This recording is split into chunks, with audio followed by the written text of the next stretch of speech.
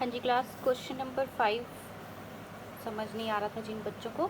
The balance sheet of Gujarat oil limited as on 31 March 2018। ये balance sheet हमें given है जिसमें इक्विटी शेयर कैपिटल है 25,000, 10 का 1, और प्रेफरेंस शेयर कैपिटल है 1500। 12% प्रेफरेंस शेयर, इसका मतलब है कि इन प्रेफरेंस शेयर्स पर जो कि 1500 प्रेफरेंस शेयर हैं हमारे, उन पे हमने 12% डिविडेंड देना है, और वो प्रेफरेंस शेयर 100 रुपये का एक है। ठीक है, तो यानी 1500 इंटू 100, ये 1.5 लाख की कैपिटल हमें यहाँ से मिली है प्रेफरेंस शेयर से। और जब इनको डिविडेंड देना होगा तो हमें क्या करना है, 1500 का 12% आपको कैलकुलेट करना है। ठीक है, 1.5 लाख का 12% भी कैलकुलेट कर सकते हो। उसके बाद नेक्स्ट आएंगे हम यहाँ पर, डिबेंचर रिडम्पशन फंड है, इन्वेस्टमेंट फ्लक्चुएशन फंड है, profit and loss appropriation balance है। ये सब हमारे रिजर्व्स हैं, इनको हमने यहाँ पर नहीं लेना। उसके बाद है नॉन करंट लाइबिलिटीज़, 14% डिबेंचर्स, ये आउटसाइड लाइबिलिटी है। ठीक है, तो क्योंकि हम नेट एसेट का फर्स्ट मेथड यूज़ कर रहे हैं तो उसके लिए हमें ये चीज़ें नहीं चाहिए, हमें चाहिए आउटसाइड लाइबिलिटीज़, जिसमें 14% डिबेंचर हैं 1 लाख, ट्रेड पेबल है 90,000, आउटस्टैंडिंग एक्सपेंसेस हैं 10,000। उसके बाद एसेट्स गिवन है, फिक्स एसेट लेस डेप्रिसिएशन। आप फिक्स एसेट हमेशा डेप्रिसिएशन को लेस करने के बाद वाली ही लेंगे। Goodwill 50,000, investment including partly paid share, कि इस कंपनी ने कहीं बाहर इन्वेस्टमेंट कर रखी है जो कि पार्टली पेड शेयर्स हैं। ठीक है, किसी और कंपनी के इन्होंने शेयर्स परचेज़ किए हुए हैं जो कि पार्टली पेड अप हैं, यानी अभी हमने उसकी पूरी पेमेंट नहीं की है। जितनी पेमेंट की है उसके हिसाब से हमारी इन्वेस्टमेंट 60,000 की है। देन इन्वेंट्री, ट्रेड रिसीवेबल यानी ये डेटर्स हैं हमारे, जिसमें कंसिडर्ड गुड 80,000 है, यानी कि 80,000 तो रिकवर हो जाएंगे। जिन्होंने हमारे पैसे देने हैं 80,000 तो हमें मिल जाएंगे। लेकिन कंसिडर डाउटफुल, ऐसे जिन पर हमें डाउट है वो 20,000 हैं। ठीक है, तो टोटल डेटर्स हैं हमारे 1 लाख। फिर कैश एट बैंक है 40,000। Share issue expenses, current and non current asset में है हमारे पास शेयर इशू एक्सपेंसेस, ये होते हैं फिक्टिशियस एसेट्स, 50,000 जिसको हमने नहीं लेना। उसके बाद आएंगे प्रेफरेंस डिविडेंड। अब जो हमारे प्रेफरेंस शेयर्स हैं उस पर हमें प्रेफरेंस डिविडेंड देना होता है, डिविडेंड उनको लाभांश हमें देना होता है। तो लाभांश हमारा preference dividend are in arrears for last 2 year, 2 साल से हमने प्रेफरेंस शेयर्स को लाभांश नहीं दिया है। तो जब हम प्रेफरेंस शेयर्स को लाभांश नहीं देते तो उनका जो लाभ है, लाभांश जो है, लाभ का हिस्सा जो उन्हें हमसे मिलता है वो इकट्ठा कर लेते हैं, और जब हमें लाभ होते हैं उनको हम पे कर देते हैं। तो यानी ये अभी इनका देना रहता है, तो अभी हमको ये पे करना है। Market price of investment is 45,000। Investment का जो मार्केट प्राइस है, ये वाली इन्वेस्टमेंट 60,000 की जो है, इसका इन्वेस्टमेंट का मार्केट प्राइस है 45, तो हमने 45,000 इसमें लेने हैं। Then out of doubtful debts, doubtful ये रहे हमारे, कंसिडर डाउटफुल कितने हैं 20,000। इनका 80% ऐसा है जो कि रिकवरेबल है, तो यानी 20,000 का 80% क्या है, रिकवरेबल। तो हम यहाँ पर क्या करते हैं, जो बेड डेट्स हैं यानी जो रिकवरेबल नहीं हैं उनको हम हटा देते हैं, और जो रिकवरेबल है हम सिर्फ उनको ही अपनी एसेट में कंसिडर करेंगे। तो हम इस 20,000 का 80% अपनी एसेट में ले लेंगे। There are 2 contingent liability in respect of the following. 2 contingent liability आ गई हमारे पास। एक है uncalled liability of ₹12,000 on partly paid share. जैसे मैंने आपको यहाँ बताया था कि ये जो हमने शेयर परचेज़ कर रखे हैं किसी बाहर की कंपनी के, तो हमने अभी उनको पूरी पेमेंट नहीं की है।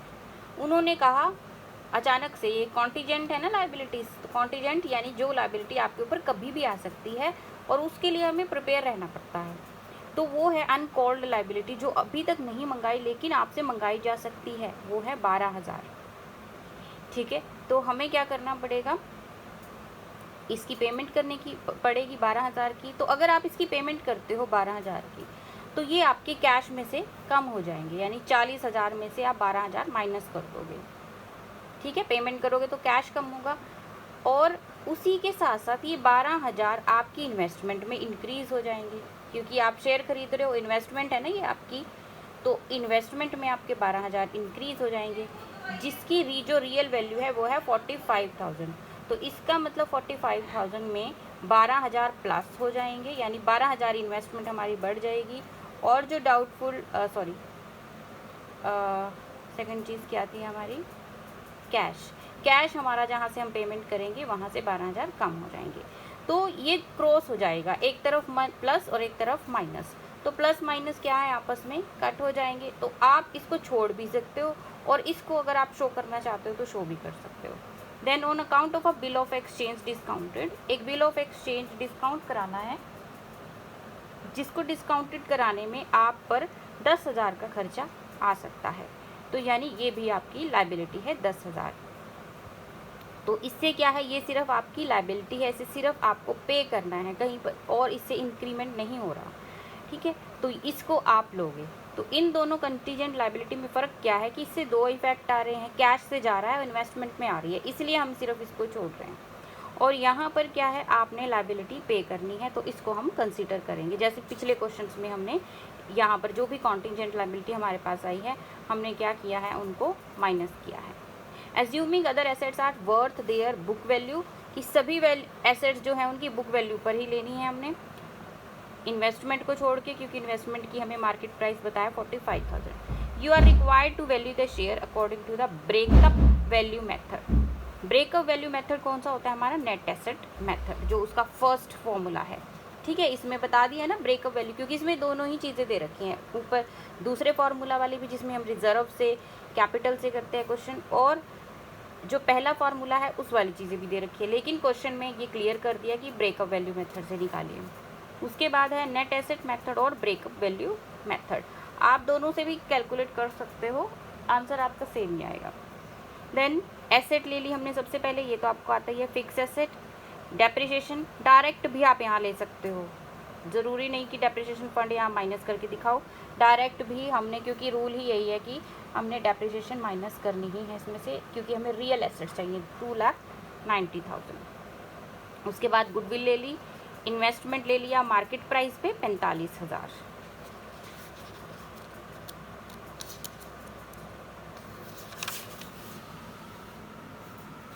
ठीक है। उसके बाद इन्वेंट्री लिया आपने, ट्रेड रिसीवेबल जो गुड है, यानी कि जो आपको वापस रिकवरेबल है 80,000, वो तो आपने पूरे ले लिए, जो बाकी है इरिकवरेबल है उसका 80% जो है वो रिकवरेबल है, यानी 20,000 जिन पर डाउट था उसमें से 80% पर अब डाउट नहीं है, यानी 16,000 आपको मिल जाएंगे। तो ये भी हमने अपनी एसेट में ले लिया। उसके बाद कैश है 40,000। अब वो जो इन्वेस्टमेंट है उसका देखिए, मैं आपको क्या बता रही हूँ कि यहाँ 40,000 में से 12,000 अगर आप कम कर दो, ठीक है, दोनों ही एसेट है ना, कैश भी एसेट है और इन्वेस्टमेंट भी एसेट है। तो अगर आप यहाँ 40,000 में से 12,000 पे कर दो, और उसके बाद क्या होगा, आपकी इन्वेस्टमेंट यहाँ 45,000 जो 12,000 से बढ़ जाएगी, तो ये दोनों आपस में क्लैश हो जाएंगे। तो दिखा भी सकते हैं, नहीं भी दिखा सकते। उसके बाद हमने क्या किया, ये आ गया हमारी टोटल एसेट। फिर डिबेंचर्स 1 लाख के माइनस कर दिए। उसके बाद है ट्रेड पेबल, आउटस्टैंडिंग एक्सपेंसेस, और ये जो एडजस्टमेंट में हमें एक लाइबिलिटी गिवन थी 10,000 की। नेट एसेट आ गई 4,91,000। लेस करेंगे हम प्रेफरेंस शेयर कैपिटल, इक्विटी के लिए हमने एसेट निकाल दिया ना कि इक्विटी शेयर होल्डर्स के लिए कितनी हमारे पास नेट एसेट बचती हैं, तो इसलिए हम प्रेफरेंस का जितना भी हिसाब है उसको यहीं ख़त्म कर देंगे। तो प्रेफरेंस शेयर कैपिटल है 1.5 लाख की, और उनका डिविडेंड, उनका लाभांश जो है वो 2 साल का भी बाकी रहता है, और उसका जो डिविडेंड का रेट है वो है 12%। तो 1.5 लाख का 12% आ जाएगा 18,000, और 18,000 को हमने 2 से मल्टीप्लाई कर देना है, क्योंकि 1 साल का 18,000 और दूसरे साल का 18,000, तो 36,000 बन गए इनके डिविडेंड के। तो ये भी हमने इसमें से लेस कर दिया, और ये आ गई हमारे पास net assets for equity share holder. तो 3,05,000 को हम, नंबर ऑफ इक्विटी शेयर कितने हैं हमारे 25,000, ये रहे 25,000, और इसको हमने 25,000 से डिवाइड कर दिया, और जिससे आ जाएगा हमारे पास कि एक शेयर की वैल्यू कितनी है 12.20। ये आ गई हमारी एक शेयर की वैल्यू। अब देखिए एक शेयर की वैल्यू यहाँ पर कितनी थी, इसकी 10 रुपये थी। जब आप कैलकुलेट करते हो, यानी बिजनेस को शुरू होने के बाद, ये शुरू होने के पहले होती है, जब शुरू होता है ना बिजनेस तब का प्राइस। और अब कितना हो गया हमारे शेयर का प्राइस 12.20।